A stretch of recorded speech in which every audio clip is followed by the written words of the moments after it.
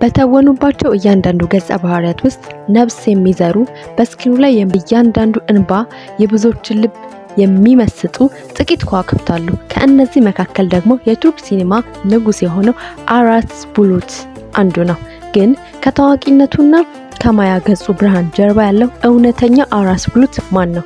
ዛሬ የዚህ ድንቅ ተዋናይ የህይወት ውጣ ውረድና የፍቅር ሚስጥሮቹን አብረን እንቃኛለን። ታዲያ ቪዲዮን ላይክ አድርገን እንጀምራለን።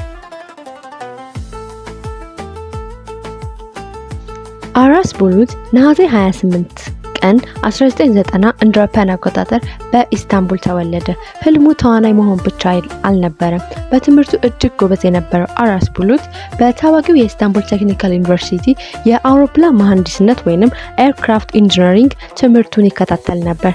ነገር ግን እጣ ፈንታ ሌላ መንገድ አዘጋጅታለች። በንግድ ማስታወቂያዎች ላይ መስራት የጀመረው አራስ ቡሉት በሚደንቅ ችሎታው የዳይሬክተሮችን ቀልብ ሳበ። በዓለም አቀፍ ደረጃ አድናቆትን ባተረፉት ሚስጥር እና የኛ ሰፈር ድራማዎች ውስጥ ያሳየው እጹብ ድንቅ ብቃት አራስ ቡሉትን በቱርክ ሲኒማ ታሪክ ውስጥ ስሙን በወርቅ ቀለም እንዲጻፍ አደረገው። የብዙዎችን ቀልብ ያሸነፈው አራስ ቡሉት በፍቅር ህይወቱ ደግሞ እጅግ ታማኝና ሚስጥራዊ ነበር። ለብዙ ዓመታት ህይወቱን ከታዋቂዋ ተዋናይት ቤጌ ኡናል ጋር አያይዞ ነበር።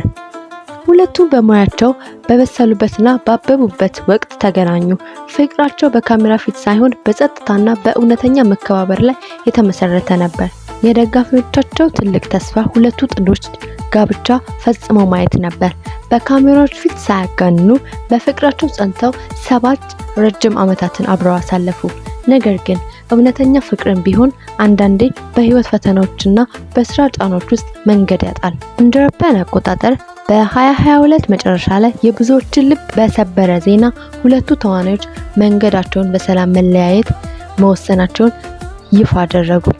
ይህ መለያየት ለአራስ ቡሉት ቀላል አልነበረም። ስሜቱን በውስጡ አፈነው።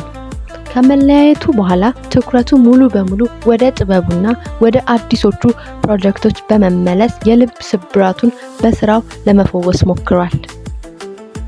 አራስ ቡሉት በስክሪኑ ላይ የሌሎችን ህይወት እና ስሜት እያለቀሰና እየሳቀ ይኖራል። በገሃዱ ዓለም ደግሞ የራሱን ህይወት በጸጥታና በክብር ይመራል። እውነተኛ ጥበብ ማለት ይሄ አይደለም? የዛሬው ቪዲዮአችን ይሄን ይመስል ነበር።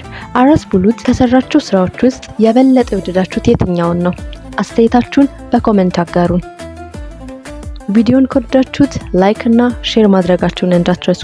ሰብስክራይብ በማድረግ ይህንን ድንቅ ቤተሰብ ይቀላቀሉ።